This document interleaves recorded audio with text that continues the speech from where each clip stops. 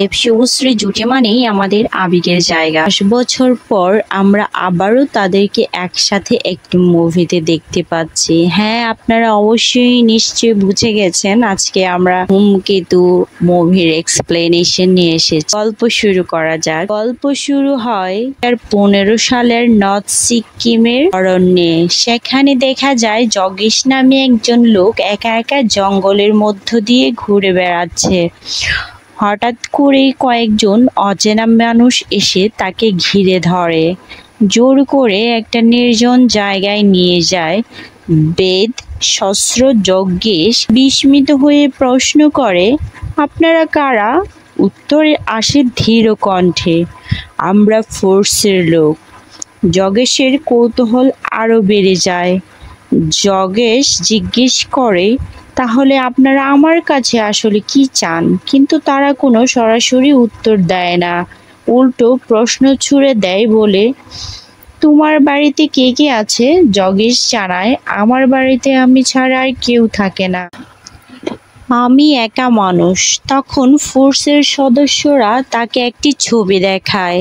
ছবিটি দেখে যজ্ঞেশ চমকে উঠে বলে, ভানু বেঁচে আছে? এর পরের দৃশ্যটি অন্যদিকে সরে যায়। সেখানে দেখা যায় ভানু আসলেই বেঁচে আছে এবং ফোর্সের লোক হিসেবে কাজ করছে। তাকে ট্রেনিং নিতে দেখা যায়। এদিকে যজ্ঞেশকে দেওয়া হয় একটি রহস্যময় চিঠি আর বলা হয় সেটি যেন সে খুব ভালোভাবে পড়ে। অন্যদিকে ভানুর বস তাকে জানায়, অবশেষে তুমি তোমার স্ত্রী মা বাবার সাথে দেখা করতে পারবে। ভানু তখন গভীর আবেগে বলে, শুধু কি তারাই আমার জীবনে ছিল? কাজের জন্য তো আমি তাদেরকে ছেড়ে এত দূরে। তো তার এই কথায় বোঝা যায় ভানু বহু বছর ধরে গোপন এক মিশনে অজানা জায়গায় ছিল। বস তখন তাকে নতুন এক মিশনে পাঠানোর জন্য প্রস্তুত করে। বিদায় মুহূর্তে বস বলে, তোমাকে ছাড়া আমি এখন থেকে একেবারে একা হয়ে যাব। তবে এটি জানায়, বলে আমি একা মানুষ, আমার বাসায় না থেকে তো হোটেলেই থাকতে পারে। তবে ফোর্সের লোকেরা তাকে কঠোরভাবে জানায়, অতিরিক্ত প্রশ্ন করা যাবে না, যা বলা হয়েছে তাই করতে হবে। আগামীকাল স্টেশনে গিয়ে তোমার তাকে রিসিভ করতে হবে। অন্যদিকে বানু বিদায় নিয়ে নর্থ সিকিমের উদ্দেশ্যে রওনা হয়। পরের দিন জগের কথা তাকে খুঁজতে থাকে। তবে স্টেশন জুড়ে অনেক খোঁজাখুঁজি করেও সে কাউকে খুঁজে না পেয়ে ক্লান্ত হয়ে একটি বেঞ্চে বসে পড়ে। সেখানে আগে থেকে একটি বয়স্ক লোক বসেছিল। আসলে সে তো বয়স্ক লোক নয়, সেই ভানু। ছদ্মবেশে যজ্ঞেশের অপেক্ষায় সে বসেছিল, কিন্তু যজ্ঞেশ তাকে চিনতে পারে না। হঠাৎ ভানু পিস্তল বের করে দেখায় তাকে। এতে যজ্ঞেশ ভয় পেয়ে স্টেশন থেকে বের হতে হাঁটা দিতে থাকে। তার পায়ে একটি সমস্যা আছে, কোনোভাবে সে পায়ে আঘাত পেয়ে পঙ্গু হয়ে গিয়েছে। শেষ পর্যন্ত স্টেশনে কাউকে না পেয়ে যজ্ঞেশ নিজের বাড়ির দিকে ফিরে আসে। কিন্তু বাড়িতে ঢুকেই সে অবাক হয়ে যায়। সেখানে সেই বৃদ্ধ লোক ভানু বেশে বসে আছে। সে শান্তভাবে জানায়, আমি তোমার দাদু, 7 দিনের জন্য এখানে থাকবো।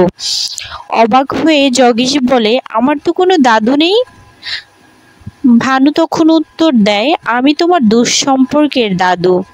এই কথা শুনে যজ্ঞেশ আবারও আপত্তি করে বলে, আমার তো কোনো দাদু নেই, আমি এই বাড়িতে একাই থাকি, আপনার জন্য ভালো হয় হোটেলে গিয়ে থাকা।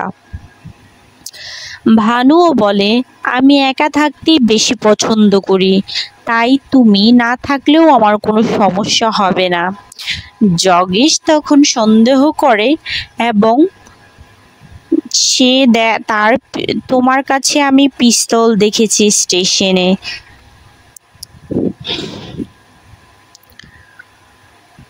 সে বলে, আমার সেফটির জন্য পিস্তল রাখি সাথে। আমাকে অনেক বেশি বয়স্ক ভেবেছো? দেখো আমি কতবার পুশ আপ দিতে পারি। সেই সাথে বানু শুরু করে পুশ আপ দেওয়া। এত বেশি পুশ আপ দিতে দেখে জগেশ গুনে গুনে শেষ করতে পারে না। জগেশের মনে অনেক সন্দেহ জাগে। অবশেষে কৌতূহল হয়ে সে জিজ্ঞেস করেই বসে, তুমি কি ভানু? জগেশ মাথা নাড়িয়ে উত্তর দেয়, ভানু অনেক বছর পর প্রিয় বন্ধুকে সামনে পেয়ে তাকে জড়িয়ে ধরে। কান্না করতে করতে দৃশ্য পাল্টে যায়। সেখানে বেশ পা মচকানো অবস্থায় হাসপাতালে এসেছে ভানুর সাথে।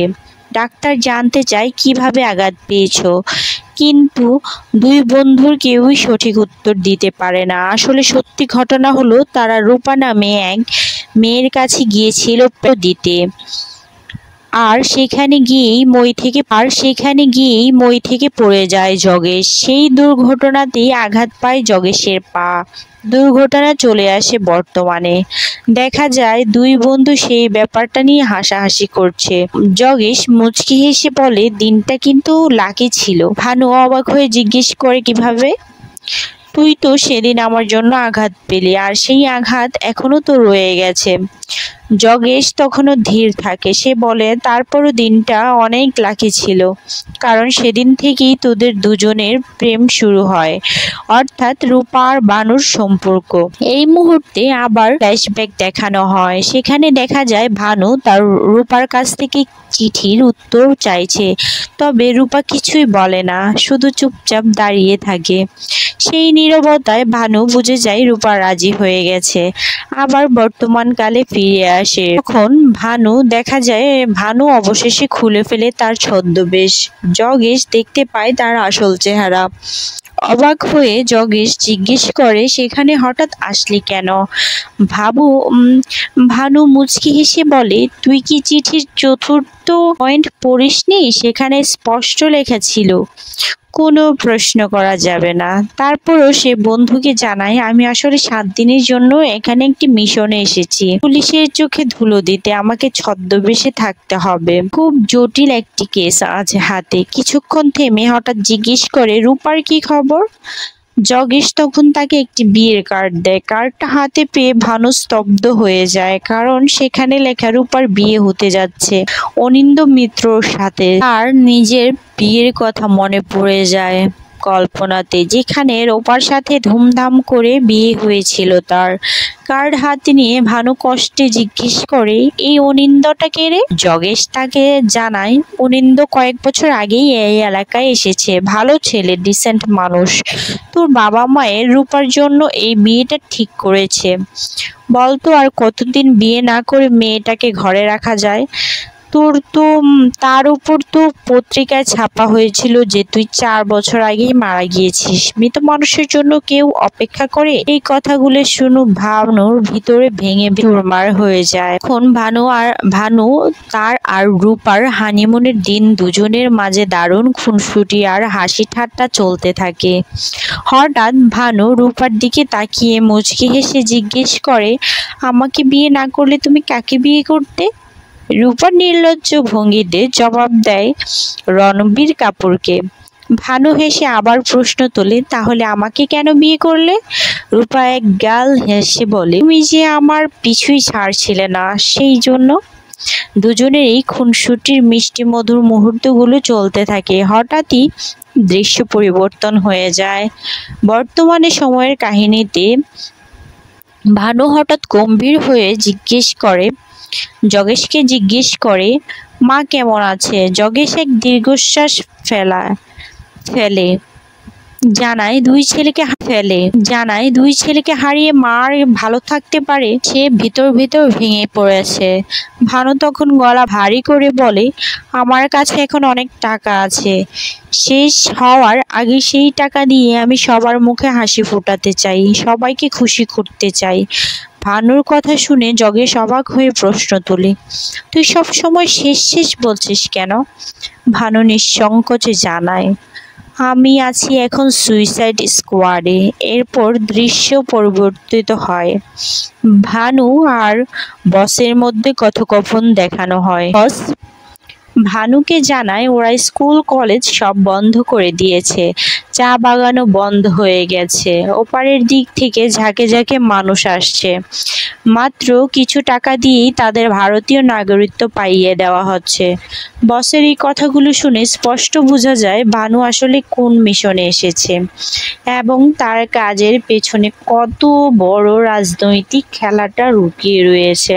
তখন বানু এবার যোগেশকে বোঝায়, আমরা যখন কোনো মিশনে বের হই তখন সেটাকে জীবনের শেষ দিন মনে করি। যেমন টুইন টাওয়ারে হামলা কিংবা মুম্বাইয়ের হামলায় লোকেরা কি করেছিল। বানুর কথা শুনে যোগেশ ক্ষুব্ধ হয়ে যায়, বলে ওরা তো উগ্রপন্থী ছিল, সন্ত্রাসী, তাদের সঙ্গে কি তোর তুলনা চলে? ভানু শান্ত গলায় জবাব দেয়, ব্রিটিশরাও তো কোনো নাকশাল বাহিনী সন্ত্রাসী বলেছিল, কিন্তু তাই বলে কি সত্যিই তার সন্ত্রাসী বা টেরোরিস্ট ছিল? কিছু সময় আসে যখন কঠিন সিদ্ধান্ত আর পদক্ষেপ নিতেই হয়। যোগেশ হতভম্ব হয়ে জিজ্ঞেস করে, তুই তো কোনোদিন পলিটিক্সের সঙ্গেই জড়াসনি, হঠাৎ এসব কথা কেন বলছিস? এতদিন তুই কোথায় ছিলি? ভানু কথা ঘুরিয়ে নিয়ে যায় 2007 সালের ফেব্রুয়ারির 2 তারিখের স্মৃতিতে। সেই দিনটা তার মনে গভীরভাবে দাগ কেটেছে। সে স্মৃতিচারণ করতে করতে বলে, সেদিনই তো ছিল বাবার ফেয়ারওয়েলের দিন, চারদিকে সাজানো, ভিড় জমে আছে, সহকর্মী ও ছাত্রছাত্রীদের বক্তৃতা শেষে বানুর বাবা বাসায় ফিরে পথে হঠাৎই দেখতে পায় একটি কিশোরের লাশ। সে আর কেউ নয়, তার নিজেরই ছেলে। জেন্নাতে ফিরে এসে ভানু আবেগ থমিত কণ্ঠে বলে, সেদিনই চা বাগানের ম্যানেজার আমাকে ডেকে 20,000 টাকা দেয় আর বলে গুয়াহাটিতে পালিয়ে যেতে। সে সতর্ক করে দেয় যে এখানে থাকলে আমাকেও মেরে ফেলবে। যোগেশের স্মৃতি টেনে জানায়, তুই পালানোর কিছুদিন পরেই সেই ম্যানেজার কোটি কোটি লাশ পাওয়া যায়। তারপর তার বাবার কাছে লোকজন গিয়ে শুধু তোর খোঁজ করতে থাকে, এমনকি তোর বাবাকে তারা মারধর করে। ভানু তখন জানায়, গুয়াহাটি থেকে আমি বহুদূরে হেঁটে অরুণাচল প্রদেশে পৌঁছে যাই। সেখানে তাদের সঙ্গে আমার দেখা হয়। যেহেতু ফেরার আর কোনো পথ ছিল না, তাই বাধ্য হয়েই আমি দলে যোগ দেই, তাদের হয়ে কাজ করতে শুরু করি। ভানুর স্বীকারোক্তি শুনে যোগেশ আবেগে বলে, তুই অনেক সাহসী। আমি কিনা ভীতুই রয়ে গেলাম। ভানু পাল্টা জবাব দেয়, বলে, না, তুইও সাহসী। আমার মতো একজন উগ্রপন্থীকে তুই নিজের ঘরে জায়গা দিয়েছিস। অবশ্যই তুই সাহসী। তুই চাইলে আমাকে এক্ষুনি এখান থেকে চলে যেতে বলতে পারতি। যোগেশ জানায়, তোকে কোথাও যেতে হবে না। ঠিক তখনই ভানু একটা চলে যেতে বলতে পারতি। যোগেশ জানায়, তোকে কোথাও যেতে হবে না। ঠিক তখনই ভানু একটা সিগন্যাল পায়। সে তাড়াতাড়ি যোগেশকে নিয়ে ঘরের ভেতরে ঢোকার চেষ্টা করে। যোগেশ অবাক হয়ে জিজ্ঞেস করে, কেন? বাইরে তো কোথাও তোর লোককে দেখতে পাচ্ছি না। ভানু ঠান্ডা গলায় বলে, তারা লুকিয়ে আছে, চোখে পড়বে না। দুজনে ঘরে ঢুকতেই যোগেশ দেখে একটি লাল পতাকা লাগানো। ভানু ব্যাখ্যা করে, লাল পতাকা মানেই আমি ঘরে আছি, আর সবুজ পতাকা মানে আমি ঘরে নেই। এটাই আমাদের সিগন্যাল। এরপর দৃশ্য আবার অতীতে সরে যায়। ভানু রূপার সঙ্গে আলাপ করতে করতে হঠাৎ আবেগী কণ্ঠে বলে, রবিবারের মতো যদি আমারও একদিন কিছু হয়ে যায়, তুমি তখন কি করবে? রূপা আতঙ্কিত হয়ে তাকে এসব থেকে দূরে থাকার অনুরোধ করে। তবে ভানু জানায়, একদিনে 3,500 কর্মীর চাকরি তারা কেড়ে নিয়েছে। আমরা কয়েকজন হলো তাদের হয়ে লড়ছি। যদি লড়াই না করি তারা বাঁচবেই বা কিভাবে? এসব বলতে বলতে রবিকে স্মরণ করে ভানু কান্না করে দেয়। কারণ তাদের দুই ভাইয়ের মধ্যে সম্পর্ক অনেক ছিল গভীর, অনেক অটুট বন্ধন ছিল তাদের। সেন আবারও প্রেজেন্টে চলে আসে। তখন বানু এবার এক ছদ্মবেশ নেয় বয়স্ক লোকের, নাম দেয় ইন্দ্রনাথ। সেই ছদ্মবেশে তারা বাবার সঙ্গে দেখা করতে আসে। বাবার কাছে নিজের পরিচয় গোপন করে রেখে শুধু কথা বলতে থাকে। বানু বাবাকে জিজ্ঞেস করে, আপনার নাম কি সূর্য সিং না? আপনি তো টিচার ছিলেন, তাই না? বানুর বাবা বিষণ্ণ হাসি দিয়ে জবাব দেয়, হ্যাঁ, তবে সেটা 10 বছর আগের কথা। ভানু কৌশলে আরো এগোয়, নিজের ব্যাচমেটের নাম তোলে, এমনকি বলে যে আমি জগেশের দাদু। বাবাও যোগ দেয় তার কথায়, বলেন আমার বড় ছেলে তার ব্যাচমেট ছিল। বানু চোখে জল নিয়ে প্রশ্ন করে, আপনার বড় ছেলে এখন কোথায়? বাবা গভীর কণ্ঠে বলে, সে মারা গেছে। এরপর ধীরে ধীরে সে চলে যায়। ভানু ফিরে এসে যোগেশকে জানায়, আজ ইন্দ্রনাথ হয়ে বাবার সঙ্গে কথা বললাম, উনি ভীষণ ভেঙে পড়েছেন। যোগেশ শান্ত গলায় বলে, বয়স হয়েছে, ভাঙাটাই তো স্বাভাবিক। বানু মাথা নাড়িয়ে জানায়, না, বয়সের জন্য নয়, অন্য কারণ আছে। আর কারণটা তার দুই ছেলে সে হারিয়ে ফেলেছে। ঠিক তখনই যোগেশ ভানুর বাবাকে নিজের কাছে ডেকে আনে। ভানুর বাবা আসতেই যোগেশ কাঁপা কাঁপা গলায় বলতে থাকে, একটি চিঠি এসেছে ভানুর নামে, এর আগে কখনো আমি খুলিনি, তবে এবার খুলেছি। দেখলাম ভানু আপনার জন্য 25 লাখ টাকা পাঠিয়েছে। বানুর বাবা এই খবর শোনা মাত্র স্তব্ধ হয়ে যায়, তার চোখে জল। তিনি কাঁপা কাঁপা গলায় বলে ওঠে, তাহলে কি বানু বেঁচে আছে? দীর্ঘশ্বাস ফেলে যোগেশ বলে, না, বানু এখন আর বেঁচে নেই। তবে 4 বছর আগে যে খবরটি পত্রিকায় ছাপা হয়েছিল সেটা মিথ্যে ছিল। আসলে বানু মারা গেছে এই বছর আগে। এখানে 25 লাখ টাকা আছে, সে তার সে যেখানে কাজ করত সেখান থেকে পাঠানো হয়েছে। এরপর যোগেশ বানুর বাবার হাতে সেই 25 লাখ টাকা তুলে দিয়ে বলে, আমি জীবনেও এত টাকা একসাথে চোখে দেখিনি। প্রথমে ভেবেছিলাম 5 লাখ এখান থেকে সরিয়ে নেব, তবে যে মারা গেছে তার টাকা আমি কিভাবে নেই বলুন তো। তাই পুরো টাকাটাই আপনার হাতে তুলে দিলাম। বলতে বলতে যোগেশ মিথ্যে একটা চিঠি খুঁজতে থাকে। বানুর বাবা তখন বলে, মৃত ছেলের টাকাটাও কিনা এখন আমার নিতে হচ্ছে? হায় রে জীবন, থাক, এই চিঠিটা আমার আর চাই না। তিনি হাহাকার করতে করতে যোগেশকে অনুরোধ করেন রূপাকে যেন এসব কিছু বিষয়ে সে না জানায়, তাহলে রূপা কষ্ট পাবে। গল্প এগিয়ে আসে বর্তমানে। সেখানে দেখা যায় রূপা একটি রেস্টুরেন্টে প্রবেশ করে। সেখানে উপস্থিত হয়ে ভানু ভানু তবে সে ইন্দ্রনাথ সেজে চুপচাপ রূপাকে লক্ষ্য করতে থাকে। অনেক দিন পর সামনে সেই প্রিয় মানুষটাকে এভাবে ভানুর চোখে যেন এক অদ্ভুত শূন্যতা এনে দেয়। একবার ভাবুন তো, নিজের স্ত্রীকে এতদিন পরে দেখে এইভাবে কেউ চুপ করে কিভাবে বসে থাকতে পারে। আচ্ছা, যাই হোক, গল্প শুরু করি। এখানে দেখা যায় রূপা অনিন্দর সাথে দেখা করতে এসেছে তার কিছু বান্ধবীদের সাথে নিয়ে। অনিন্দ বন্ধুদের নিয়ে রূপার টেবিলের দিকে এগিয়ে আসে। বন্ধুদের বসার জায়গার জন্য রূপা তখন ভানুর কাছ থেকে একটি চেয়ার চেয়ে নেয়। আর তখনই হঠাৎ তার ব্যাগ থেকে বিয়ের শাড়িটা পড়ে যায়। শাড়িটা পরে যেতেই ভানুর চোখে পুরনো দিনের স্মৃতির অ্যালবাম খুলে বসে। সেই বিয়ের দিনের স্মৃতি, যেখানে রূপা আর ভানু ছিল একে অপরের পৃথিবী, একে অপরের প্রাণ। কত ভালোবাসা, কত আনন্দ, হাসি মুহূর্ত ভেসে আসে চোখের সামনে, অথচ সেই রূপাই অন্যের হয়ে যাচ্ছে। ভানু কিছু করতে পারছে না, কারণ সে এখন সবার কাছে মৃত। রূপা সেদিন বাসায় ফিরে খাবার টেবিলে বসলে ভানুর বাবা তাকে উদ্দেশ্য করে বলে উঠে, রূপা, তুমি কখনো ভানুর ছবিতে মালা পরাতে দাওনি। তোমার ভেতরে এখনো একটু হলেও আশা হয়েছে হয়তো ভানু ফিরে আসবে। কিন্তু কণ্ঠ ভারী করে তিনি জানান, আজকে একটা নিশ্চিত খবর এসেছে, ভানু আসলেই মারা গেছে। অরুণাচলে তার মৃতদেহ পাওয়া গিয়েছে। এমনকি একটি চিঠিও এসেছিল ভানুর নামে, সেটা আমি আর নিতে চাইনি। কথাগুলো বলতে বলতে তিনি আরো বোঝান যে তোমার শাশুড়ির অবস্থা তো এমনিতেই ভালো নয়, তিনি দুই ছেলেকে হারিয়ে এমনিতেই ভেঙে পড়েছে। তাই এই কথাগুলো আমি তোমাদেরকে জানাতে চাই না, তবে আজ ভেবেছি তোমার সামনে একটি নতুন জীবন আসছে, সবকিছু খোলাখুলি তোমার জন্য জানা উচিত, যেন তুমি আর ভানুর স্মৃতি নিয়ে পড়ে না থাকো, নতুন জীবন নিয়ে ভাবতে পারো।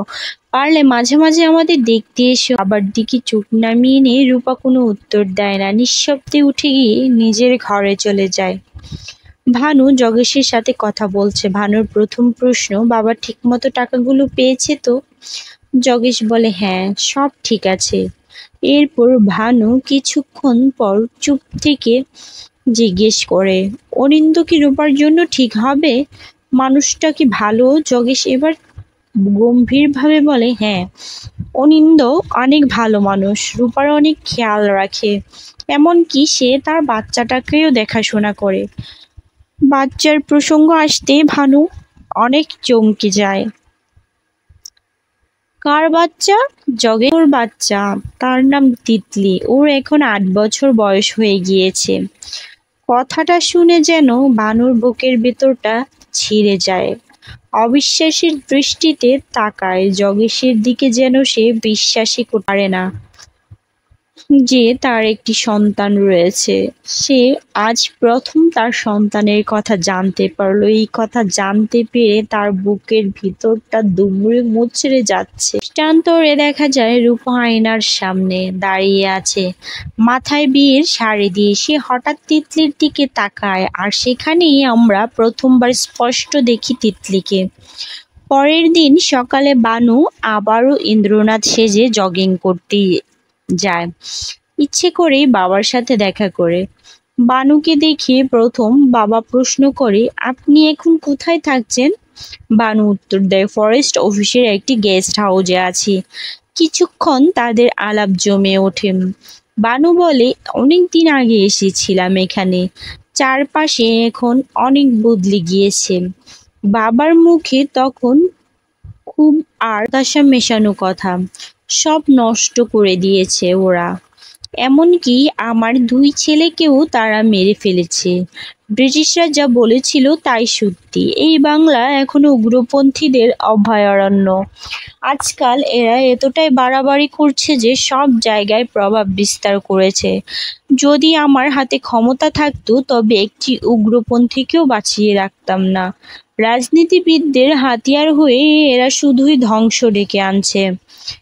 ভানু শান্ত স্বরে উত্তর দেয়, উগ্রপন্থীদেরও তো নিজেদের মতামত থাকতে পারে। তখন বাবা ক্ষোভে বলে ওঠেন, তাহলে তারা কেন স্কুলে, শপিং মলে বোমা মারে? কেন তারা নিরীহ মানুষকে হত্যা করে? যদি সত্যি এত সাহস থাকে তবে দেশের দুর্নীতিবাজদের ধরে মেরে ফেলুক না। বাবার এই কথা শুনে ভানুর মুখে এক অদ্ভুত তৃপ্তির হাসি দেখা যায়। সে বলে, আপনার এই কথাটা আমার বেশ ভালো লেগেছে। তারপর হাঁটতে হাঁটতে তারা বাবার বাড়ির কাছে চলে আসে। বাবা অনুরোধ করেন ভেতরে যেতে। ভানু জানায়, আজ নয়, আরো 2-3 দিন তো আছে, একদিন অবশ্যই আসবো। বাড়ির গেটের কাছে এসে বাবা ভেতরে প্রবেশ করে। ভানু আড়াল থেকে শুধু তাকিয়ে থাকে। হঠাৎ একটা ছোট্ট বল বাইরে ঘুরিয়ে আসে। ভানু আশায় বুক বাঁধে, হয়তো বলটা নিতে তিতলি আসবে আর তাকে এক ঝলক সে দেখতে পাবে। তবে বাইরে বেরিয়ে আসে রূপা, আর বলটা নিয়ে যায়। মেয়েকে আর দেখা হয় না ভানুর। চোখ ভিজে ওঠে আর ভানু চলে আসে সেখান থেকে। অন্যদিকে ভানুকে দেখা যায় থানাতে আসতে। সে আসে ইন্দ্রনাথ হয়ে। ভিতরে ঢুকেই সে ওসির কাছে যায় আর জিজ্ঞেস করে রবি হত্যার ব্যাপারে। ওসি অবাক হয়ে জিজ্ঞেস করে, কোন রবি? ভানু স্পষ্ট জানায়, 10 বছর আগে যাকে মেরে ফেলা হয়েছিল। সূর্য সিংহের ছেলে রবি তাকে মেরে ফেলেছিল। ওসি প্রথমে এড়িয়ে যাওয়ার চেষ্টা করে, মানে প্রতিদিন কত খুন হয়, সব কি মনে রাখা যায়? কিন্তু যখন বানু তার আইডি কার্ড দেখায় তখন ওসি ভয় পেয়ে যায় আর স্যার বলে সম্বোধন করে। অবশেষে সে স্বীকার করে নেয় যে রবিকে মেরেছিল যোগেন্দ্র সিং। সে রিয়েল এস্টেট ব্যবসায়ী, 2 নাম্বার কাজও সে করে। সে জমি দখল করতে চেয়েছিল। ভানু এবার ক্ষুব্ধ হয়ে জিজ্ঞেস করে, আপনি যখন জানতেন খুনির নাম তখনও কিছু করলেন না কেন? ওসি এবার অজুহাত দেয়। সে বলে তারা অনেক ক্ষমতাবান, উপর থেকেও নির্দেশ ছিল কিছু না করার। তখন ভানু মোবাইলে একটি ছবি দেখিয়ে জিজ্ঞেস করে, একে চেনেন? ওসি অবাক হয়ে বলে, হ্যাঁ চিনি তো, ও হচ্ছে সূর্য সিংহের বড় ভাই। সিং ও হচ্ছে সূর্য সিংহের বড় ছেলে, শুনেছি আন্ডারওয়ার্ল্ডে জড়িয়ে গিয়েছে। ভানু হঠাৎ ঠান্ডা গলায় বলে, সে আজ আপনাকে মেরে ফেলবে। এই কথা বলে সে ওসিকে মেরে ফেলে। সেখান থেকে বেরিয়ে যোগিন্দরের জন্য রাস্তায় অপেক্ষা করে। অল্প সময় পরে যোগিন্দরের গাড়ি সেখানে আসে। বানু ইচ্ছে করে গাড়ির সামনে কমলা বিক্রেতার ভান ধরে আর গাড়ির সামনে দাঁড়ায়। যোগেন্দর হাতে তখন সে একটি কমলা তুলে দেয়। যোগেন্দর প্রথমে নিতে চায় না, তবে বয়স্ক লোকজন দেখে সে নেয়। গাড়ি কিছু দূর যেতেই হঠাৎ ভয়াবহ বিস্ফোরণ ঘটে। গাড়িটি একদম ছিন্নভিন্ন হয়ে যায়। আসলে সেটা কোনো কমলাই ছিল না, সেটা ছিল একটি বোমা। আর এভাবে ভানু শেষ করে আরেকজন। অন্যদিকে সেদিনই রূপার মেয়ে তিতলি জিজ্ঞেস করে, আমাকে কি আর চিঠি দেবে না? যোগেশ মৃদু হেসে জানায়, না, আজ তোর নামে কোনো চিঠি আসেনি, যেদিন আসবে সেদিন তোকে দিয়ে দেব। তিতলি কৌতূহলী হয়ে বলে, আমাকে কে চিঠি লিখবে? যোগেশ এবার নিশ্চুপ হয়ে যায়। পরে রূপাকে বলে ওঠে, 8 তারিখ তোমার বিয়ে তো, আমার থেকে তুমি কি নিতে চাও বলো? রূপা ভীষণ চোখে উত্তর দেয়, আমি যা চাইবো তুমি তা কোনোদিনও দিতে পারবে না। এই বলে সে চলে যায়। এদিকে ভানু চুপিসারে বাড়ির দিকে আসে। বাড়ির বাইরে শুকোতে দেওয়া মায়ের শাড়ির হাত বোলায়, যেন সেই কাপড়ের ভেতরেই তার মায়ের উপস্থিতি সে অনুভব করে। মাকে এক ঝলক দেখার জন্য তার ভেতরটা দুমড়ে মুচড়ে যাচ্ছে। মা তখন পুজো করছিল। হঠাৎ তিনি কারো উপস্থিতি টের পান, কিন্তু ভানু আড়ালেই থেকে যায়, সামনে আসে না। রাতের বেলায় ভানু আবার বাড়ির দরজায় আসে। এবার আসে বাবার বন্ধুর পরিচয়ে। মা দরজা খোলে। বহু বছর পর নিজের মাকে সে সামনে থেকে দেখে, তবে তার পরিচয়টা সে দিতে পারে না। মায়ের হাতে সে কমলা আর বাবার প্রিয় কেক তুলে দেয়। মা কেক নিতে অস্বীকার করে, বলে, আমার স্বামী কেক পছন্দ করে না, আপনি দয়া করে নিয়ে যান। বানু কেক হাতে নিয়েই চলে আসে।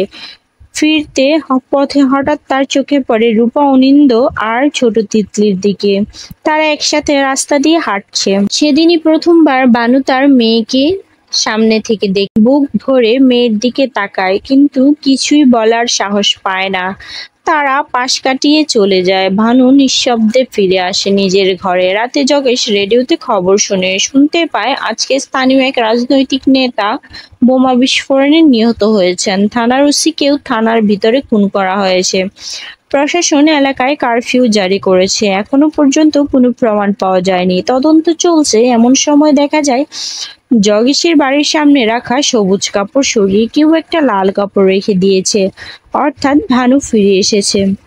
ঘরে ফিরে ভানু ছদ্মবেশ খুলে স্বাভাবিক হতে শুরু করে। শরীরে ঘাম মুছে ফ্রেশ হওয়ার চেষ্টা করে।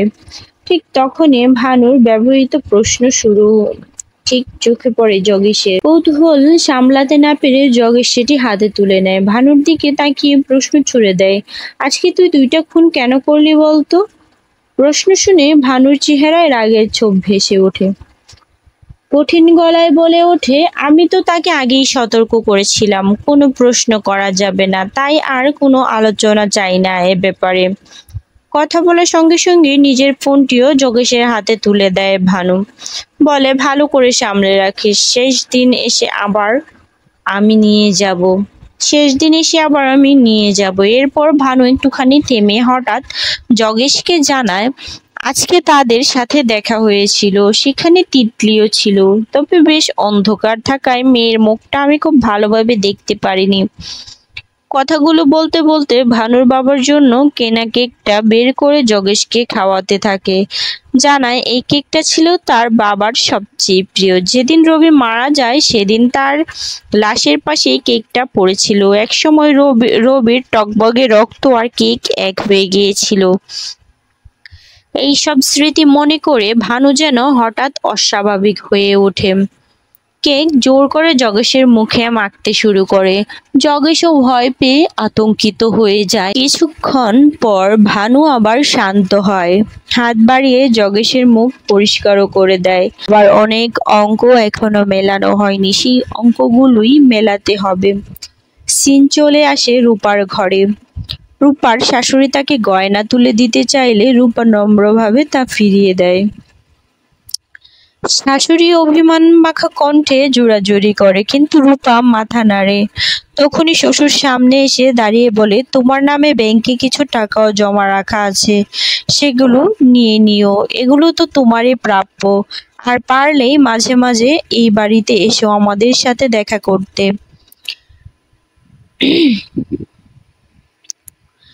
ভানুকে সে ইন্দ্রনাথ সেজে আবার বাবার সঙ্গে হেঁটে বেড়াচ্ছে। বাবা হঠাৎই ভানুর দিকে তাকিয়ে বলেন, আমার বড় ছেলে যেদিন নিখোঁজ হয়েছে সেদিনই জানতে পারি আমার বৌমা ভানু যেদিন নিখোঁজ হয়েছে সেদিনই জানতে পারি আমার বৌমা এক্সপেক্টিং এ বেবি।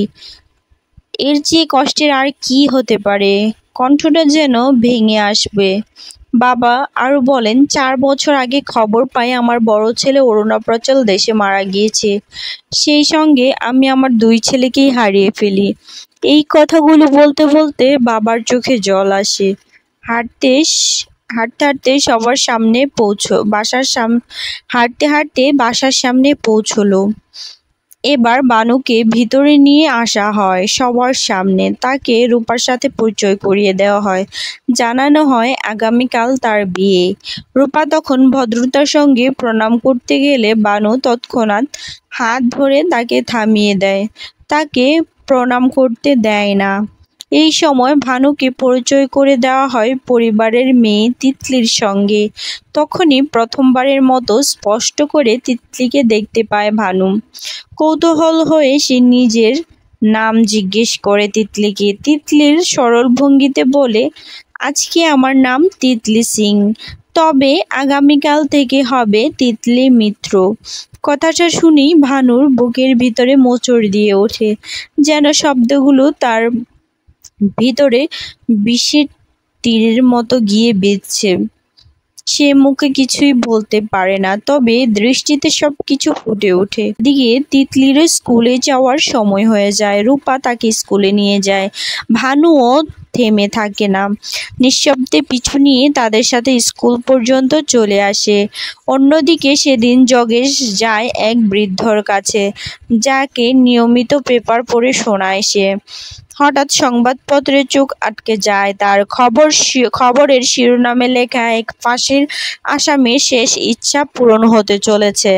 লাইনটা পড়ে যেন সে চিন্তায় ডুবে যায়, গভীরভাবে ভাবতে থাকে জীবনের মানে নিয়ে। আর তার মনে হয় ভানুর কথা। তখনই সে দ্রুত রওনা দেয় বাড়ির দিকে। যাওয়ার সময় সে পুলিশের গাড়িও দেখতে পায়। ভানু এবার গোপনে পৌঁছায় অনিন্দর বাসায়। প্রথমে কিছুক্ষণ চুপচাপ থাকে, তার অনিন্দর সামনে। অনিন্দ অবাক হয়ে তাকে বিস্মিত কণ্ঠে প্রশ্ন করে, আপনি কে? ভানুর চোখে তখন এক অদ্ভুত জেদ ও কষ্টের ছাপ। ধীরে ধীরে বলে ওঠে, যার মৃত্যু হয়েছে বলেই তুমি আজ রূপাকে বিয়ে করতে পারছো, আমি সেই ভানু। আর যোগ করে আগামীকাল তোমার সঙ্গে রূপার বিয়ে, তাই এসেছি তোমার সাথে কথা বলতে।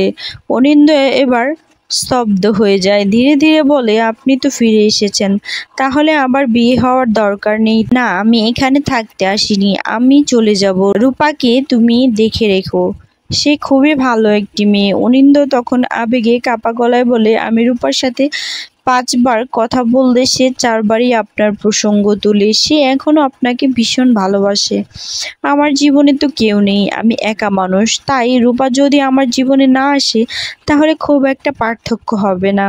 তবে সত্যি বলতে কি, রূপা আমার কাছে অনেক স্পেশাল।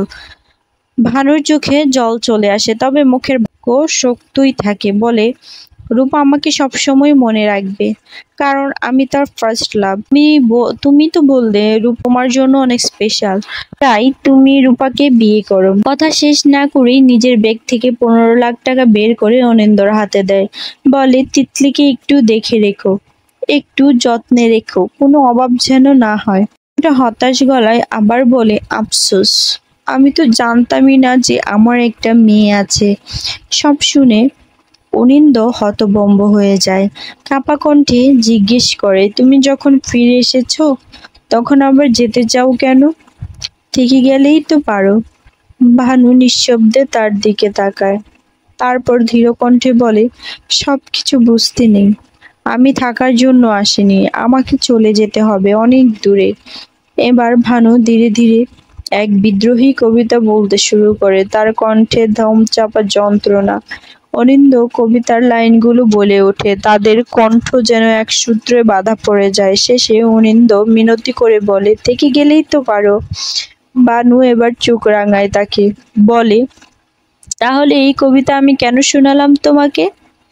তুমি কি কবিতার মানেটা নিয়ে কিছু বোঝো না নাকি? কথায় ভেসে ওঠে তার ক্ষোভ আর বেদনা। তারপর আরো যোগ করে, আমার বাবা মাকেও একটু দেখে রেখো। কথা শেষ না হতেই হঠাৎ তার কাছে একটি সিগন্যাল আসে। তাই সে অনিন্দকে বলে, তোমার বাসার দিকে কেউ একজন আসছে, একটু দেখো তো কে আসছে। অনিন্দ চেক করে দেখে রূপা আসছে।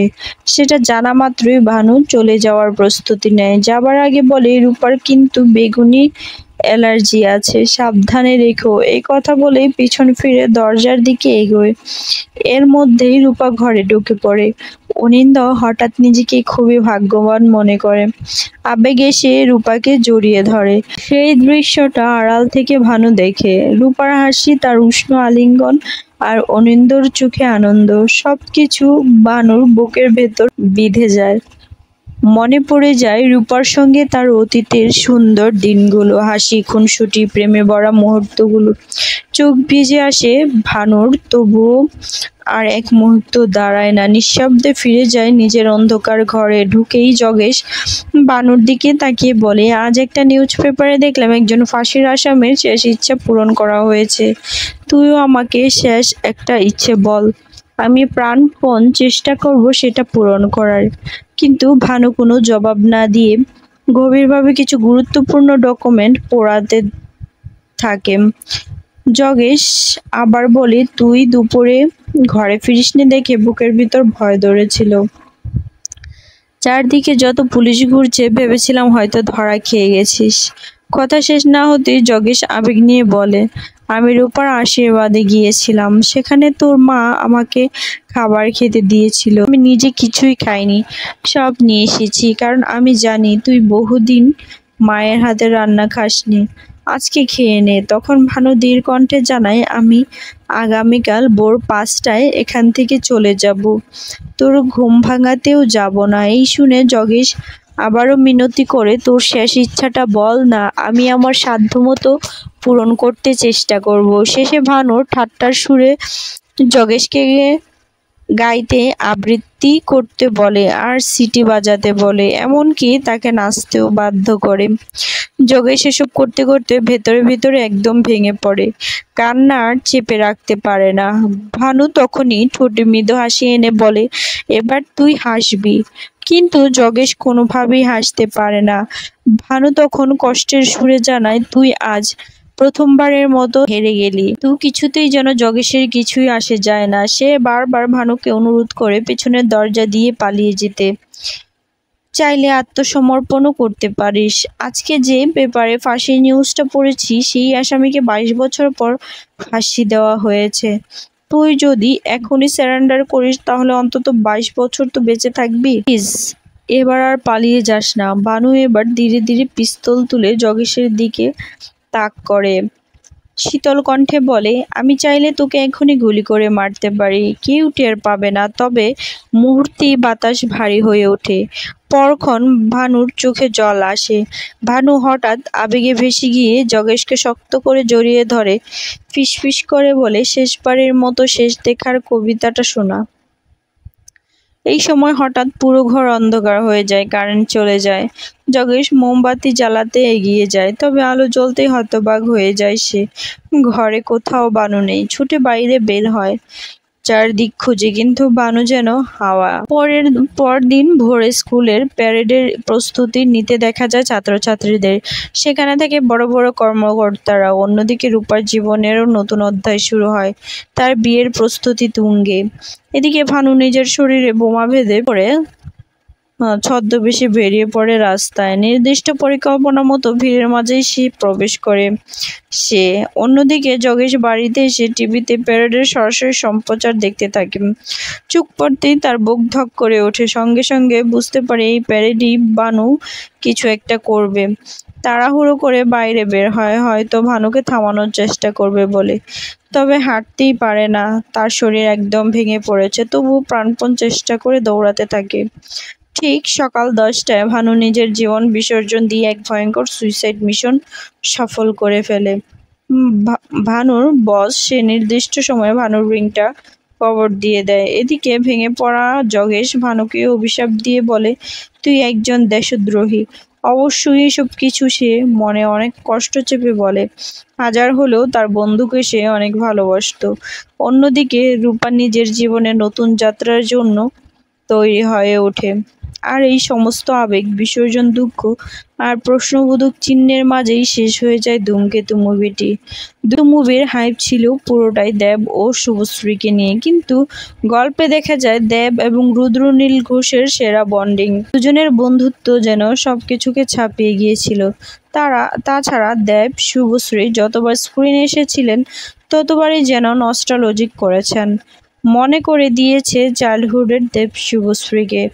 আপনাদের ধূমকেতু কেমন লেগেছে? ভালো লাগা মন্দ লাগা জানাতে পারেন আমাদের। মুভি মিররের সাথে এতক্ষণ থাকার জন্য আপনাদের সবাইকে ধন্যবাদ।